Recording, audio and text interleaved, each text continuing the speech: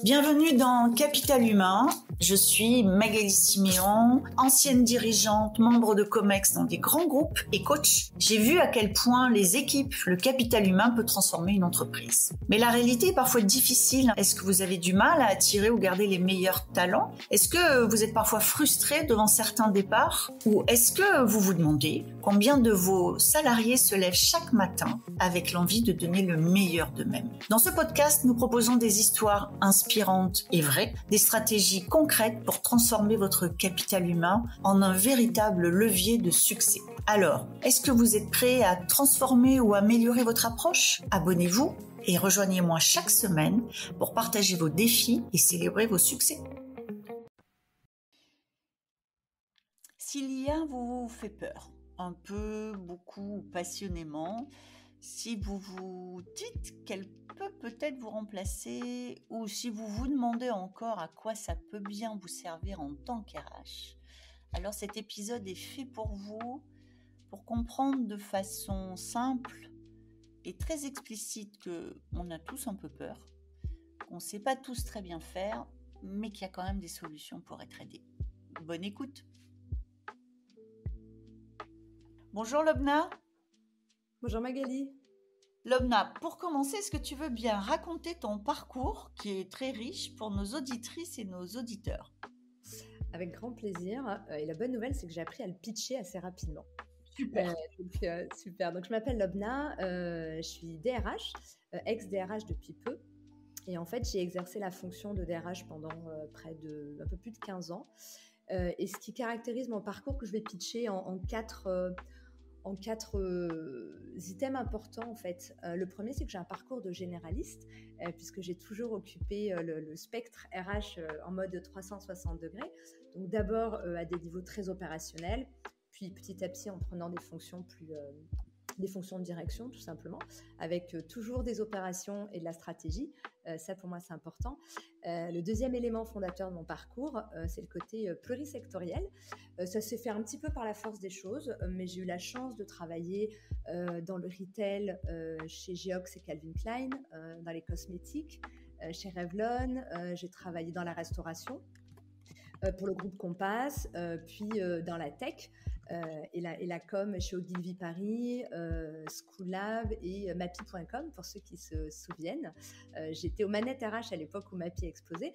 Donc le côté plurisectoriel pour moi est important puisque ça me permet d'avoir une vision là encore 360 de la fonction.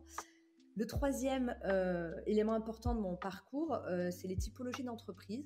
J'ai eu la chance de travailler dans des grands groupes, dans des PME, dans des startups, dans des assos, dans un syndicat. Donc, assez intéressant de voir l'approche RH selon la typologie d'entreprise. Et enfin, pour finir, ce qui me caractérise le plus et ce qui caractérise le plus mon parcours, c'est toute la partie liée à l'innovation et à la créativité que j'intègre vraiment dans tout ce que je fais d'un point de vue RH. Je l'ai fait longtemps de façon inconsciente. Et en 2018, j'ai eu une révélation, j'y reviendrai peut-être tout à l'heure, mais voilà, donc 2018 était un peu l'année de la concrétisation et de ma prise de conscience de mon côté créatif que j'ai mis du temps à assumer. Et c'est aussi ce qui m'a mené à côté créativité et d'innovation, ce qui m'a amené aujourd'hui à monter ma boîte et à accompagner les équipes RH et les entreprises sur leurs questions liées à l'intelligence artificielle. Parce que quoi de plus créatif et de plus innovant aujourd'hui que l'IA? Je ne sais pas trop. Alors, on reviendra à ce créatif et innovant parce que, à mon avis, tous ceux qui écoutent ne partagent pas forcément. Alors, innovant, bien sûr, créatif, on va réexpliquer. Mais comment une DRH décide de se consacrer à l'IA? Qu'est-ce qui s'est passé? Alors, j'ai pas décidé, j'ai subi au départ et j'ai décidé de faire de cette menace une opportunité. En fait, j'ai toujours eu un petit peu l'âme entrepreneuriale et je me suis dit que je me lancerais quand j'aurais un vrai élément différenciant. Ma créativité, ma sensibilité à l'innovation, je trouvais que ce n'était pas suffisant. Et là, l'IA était un vrai révélateur pour moi. Début 2023, je suis DRH d'une grosse agence de com qui s'appelle Ogilvy Paris. Et je découvre, je ne dirais pas par hasard, mais presque que depuis 6 mois, j'ai beaucoup de personnes au sein au sein de l'agence qui utilisent les IA génératives. C'est arrivé par l'un de nos directeurs de création, très geek, qui a découvert Midjourney très très tôt. Et il a commencé à utiliser, il s'est rendu compte que c'était quand même assez puissant comme outil. Il en a parlé à des collègues, il en a parlé à son manager et ça a fait une espèce d'effet boule de neige. Donc, beaucoup de personnes des équipes créatives utilisaient Midjourney. Et quand ChatGPT est arrivé, ils se sont dit, tiens, ça peut aussi intéresser les équipes social et d'autres équipes. Ils en ont parlé, ils ont fait des lunch and learn. Les choses se sont faites de façon très informelle entre eux. Et en fait, c'est arrivé sur mon bureau, on était début 2023 et on m'a dit, tiens, on a quand même un petit sujet. On a les équipes qui utilisent un outil qui est super, mais quid du RGPD, quid de la propriété intellectuelle, à qui appartiennent en gros les visuels concrets, à nous, aux clients, aux équipes. Et pour finir, et là, c'était pas une question qui m'était posée à moi, mais que l'on s'est posée collectivement au sein du COMEX, c'est que ces outils remettaient clairement en question notre business model. Et l'info est très vite remontée au groupe, qui a pris les choses très au sérieux. Et très rapidement, le groupe nous a accompagnés, à nous, filiales, mais à l'ensemble du groupe, accompagné l'adoption des IA génératives de façon très sécurisée, en investissant dans un outil interne. Et donc, très rapidement, on a pu mettre en place plein de choses, poussées par le groupe, de façon assez macro, mais aussi de façon plus locale. Au sein de l'agence, où on a organisé des lunch and learn, des conférences, des partages de cas d'usage, de best practice. Et quelque chose dont je parle souvent, parce que pour le coup, on parle souvent des choses qui marchent, mais pas des choses qui ne marchent pas. Je vais parler d'un gros flop. On a recruté un super consultant qui était brillant, un consultant IA qui travaillait sur nos missions clients. Et on voulait qu'il dégage un petit peu de temps pour accompagner les fonctions support, parce qu'on voulait que les fonctions support soient au même niveau d'information et d'acculturation que les autres. Sauf que je me suis rendu compte très vite de la limite de cet accompagnement par des professionnels qui maîtrisent l'IA, mais qui ne maîtrisent pas les métiers. Et c'est là que je me suis dit, ma montée en compétence, elle va être difficile. J'ai 45 ans, je ne suis pas geek, j'ai peu de bande passante et ça me fait peur. Et néanmoins, toutes les équipes utilisent ces outils, je ne peux pas m'offrir le luxe de ne pas y aller. Et j'ai trouvé que c'était très compliqué en tant que DRH d'y aller, mais je n'ai pas eu le choix.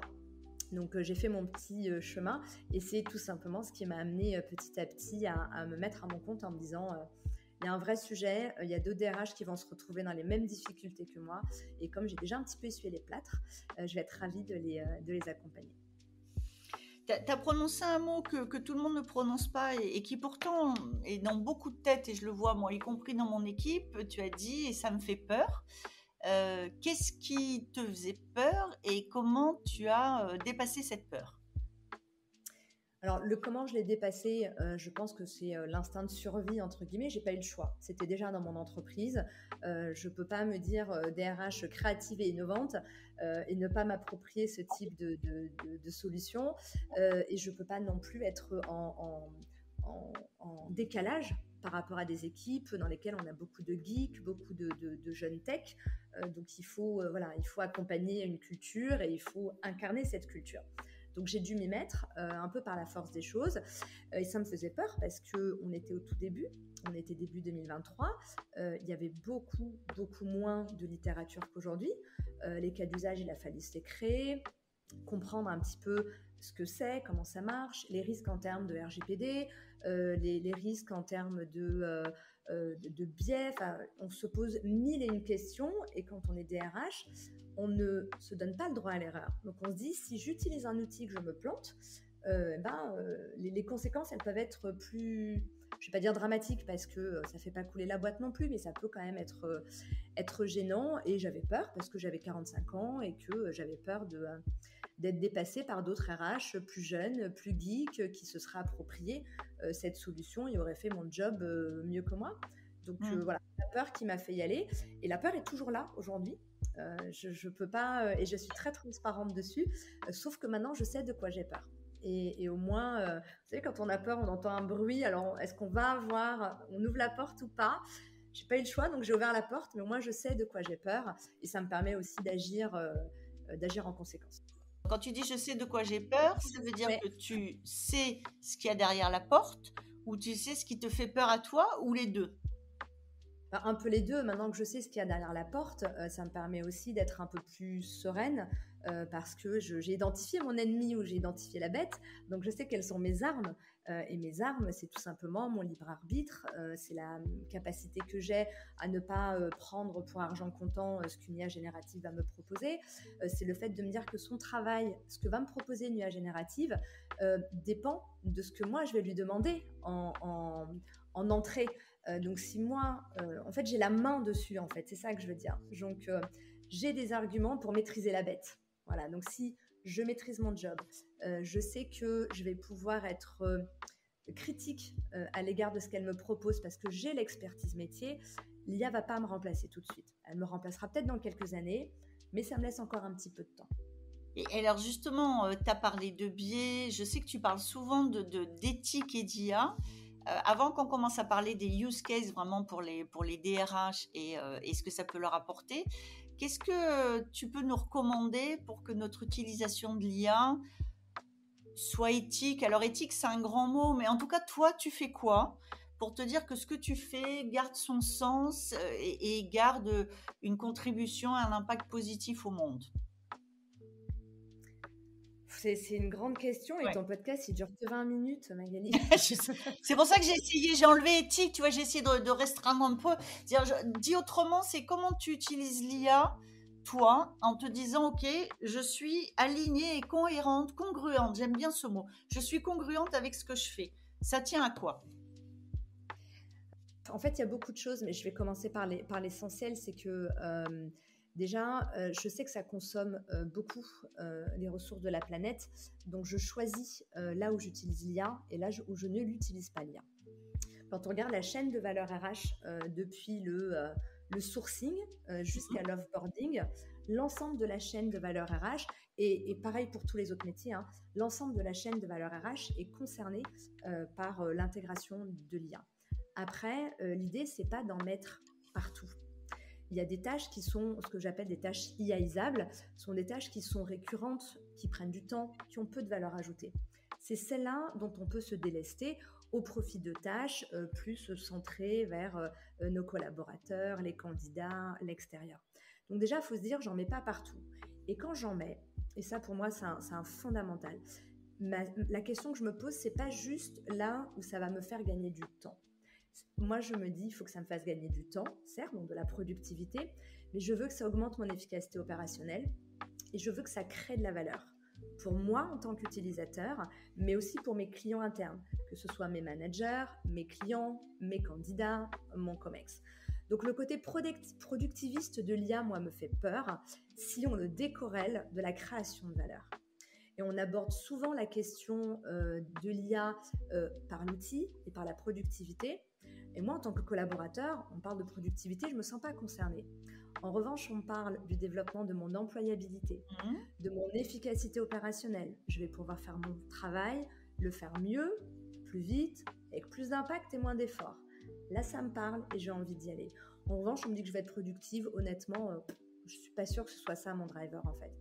Donc, utiliser l'IA, oui, mais continuer à utiliser effectivement Google, limiter l'utilisation des vidéos, des images. En ce moment, alors, j'ai dit que je pars en guerre, c'est pas vrai, mais le starter pack de LinkedIn, je trouve ça rigolo, mais c'est bien quand on est les premiers. Moi, le premier que j'ai vu, c'est Aurélien Fenard et j'ai trouvé ça génial. Bon, depuis, on a eu 50. Voilà, c'est bien quand on est le premier. Après, à un moment donné, ça suffit, ça consomme. Je veux bien consommer les ressources de la planète, mais il faut que ça apporte quelque chose. Ouais, je comprends. Ouais, et voilà, juste pour divertir, moi, ça me fait un peu mal au cœur. Voilà. Ouais, je suis d'accord.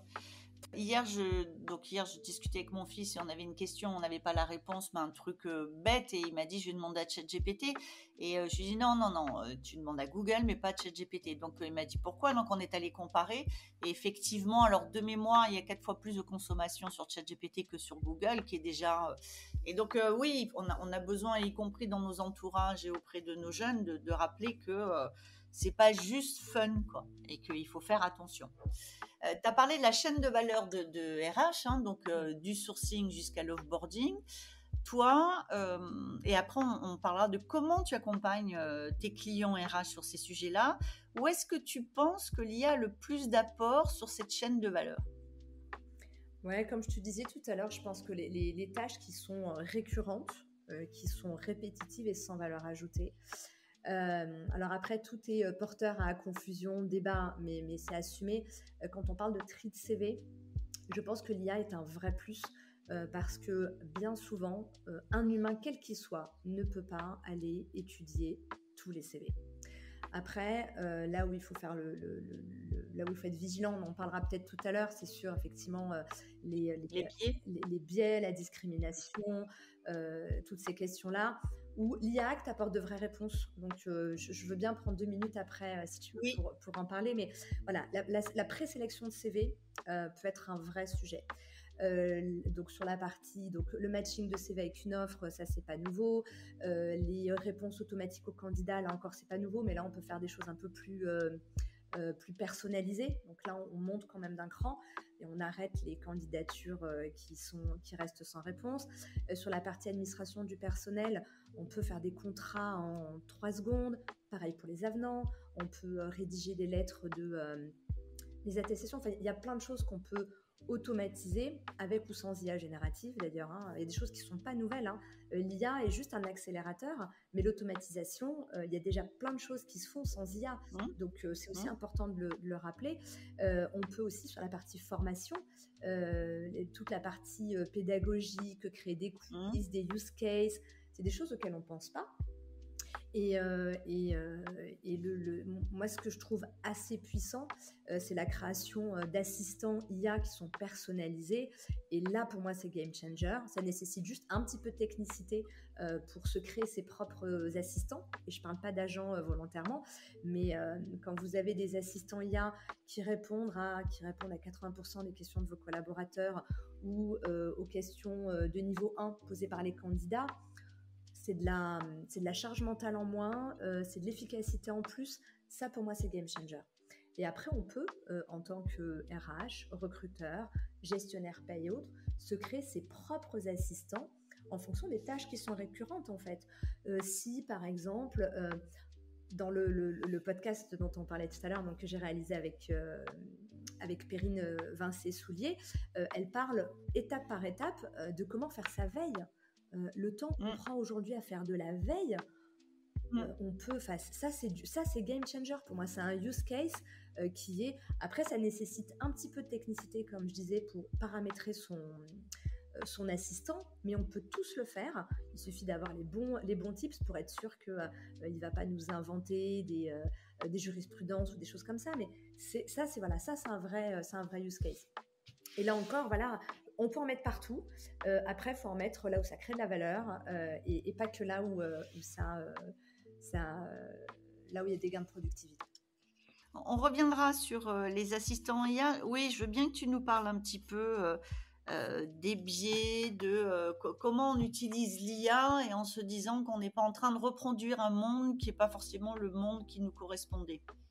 Alors, si j'avais une réponse et que ma réponse était satisfaisante, je crois que ce serait beaucoup plus facile pour tout le monde. Alors, les biais, ils sont là. Il faut juste en avoir conscience. Alors, on crie à qui veut bien l'entendre que l'IA a des biais, etc. Mais nous, humains, nous, recruteurs, on a aussi des biais. Donc, est-ce que l'IA accentue, pérennise ces biais? Je ne sais pas. En tout cas, ils sont là. Et malgré tout, le recrutement, qu'on le veuille ou non, on peut standardiser, on peut enlever toute la partie subjective qu'on veut, les biais seront toujours là. Après, il faut en avoir conscience. Là où je suis relativement rassurée, et je mets rassurée entre guillemets, c'est que l'IA Act vient mettre vraiment du cadre dans les outils qu'on utilise, qui vont permettre de sécuriser un petit peu plus les décisions qui sont impactées, enfin, les décisions pour lesquelles on cède d'outils d'IA. Quand on parle de mobilité, par exemple, ou de gestion des compétences, pour arrêter l'exemple du recrutement, parce qu'on en a trop entendu parler. On a des solutions d'IA aujourd'hui qui nous aident à identifier les compétences, à identifier les éventuelles promotions, etc. Là où c'est dangereux, c'est quand c'est l'IA qui propose des promotions à des collaborateurs. Non, l'IA doit nous prémâcher le travail grâce à la data qui est propre, qui est claire, et la data que va nous fournir l'IA, enfin que l'on va fournir à l'IA mais qu'elle va retravailler, va nous permettre de prendre des décisions. La décision finale doit toujours appartenir à un humain Si un jour on m'avait dit que je parlerais d'humain en parlant de RH, ça m'aurait fait doucement sourire. Mais voilà, l'IA Act met du cadre. Elle va imposer des normes à nos prestataires et à ceux en interne qui produisent ces solutions, si on fait ça en interne. Donc, elle va imposer des normes avec des garanties, avec de la documentation à fournir qui vont concerner les données d'entraînement, les algorithmes. Et ce sont des garanties que nous, recruteurs et RH, on devra leur demander.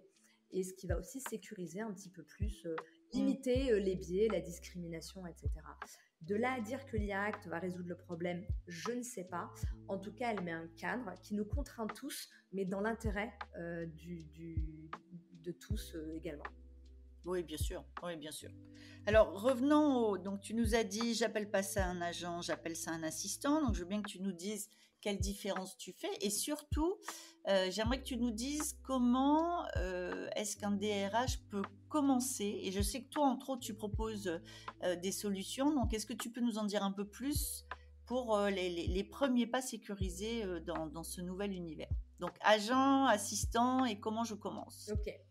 Alors là, on a beaucoup confondu chatbot, assistant, agent. Je ne reviens pas sur le chatbot, mais il y a une vraie différence qu'il faut avoir en tête aujourd'hui entre l'assistant IA et l'agent IA. L'assistant, c'est un chatbot plus, d'accord, qui est paramétré et pour lequel on a créé une demande spécifique par rapport à un besoin et dans lequel on peut mettre de la donnée. C'est-à-dire on peut aller mettre nos ressources, nos bases documentaires, nos accords, notre règlement intérieur, nos trames diverses et variées. Et en fait, il va nous apporter des réponses très personnalisées par rapport à notre besoin et notre contexte. Mais il n'agit pas, il nous dit comment faire. La différence avec un agent, c'est que l'agent, et ça arrive tout juste, hein, là il y a des tests, c'est pas encore là, mais l'agent va faire les choses pour nous. Pour donner un exemple qui n'est pas RH, mais qui est l'exemple le plus parlant, aujourd'hui, si on demande à un assistant ou à une IA de nous dire comment réserver un billet de train, elle va nous dire tu vas sur tel site, tu choisis tel et tel, tu choisis la date, le lieu, la carte, etc. Et c'est tout. Tu vas toi après aller faire le travail. L'agent, tu vas lui dire je veux réserver un billet pour aller à tel endroit, à telle date, tout seul. L'agent va aller sur le site, va ouvrir le site de la SNCF, va aller choisir des dates, des options. Il va peut-être te solliciter en te disant tiens, j'ai trouvé 2-3 options, laquelle tu choisis, tu dis je veux ça. Il va aller retourner sur le site de la SNCF. S'il a tes coordonnées bancaires, l'agent va tout naturellement saisir tes coordonnées bancaires et acheter le billet à ta place. Donc, l'assistant IA et l'IA telle qu'on la connaît aujourd'hui nous donne des idées, nous dit comment faire. Et l'agent va plus loin, fait les choses pour nous. Et c'est là où je dis que ça me fait encore plus peur, mais on va refermer la parenthèse. Donc ça, c'est le premier, la différence entre l'assistant et l'agent. Je fais un gros raccourci. Alors, les techos qui m'écoutent risquent de faire des bons, mais c'est un raccourci. Néanmoins, c'est ça. Et en ce qui concerne comment mettre les pieds à l'étrier quand on est DRH, moi, j'ai trouvé que c'était très, très compliqué. Et vraiment, j'ai souffert parce qu'on était au tout début.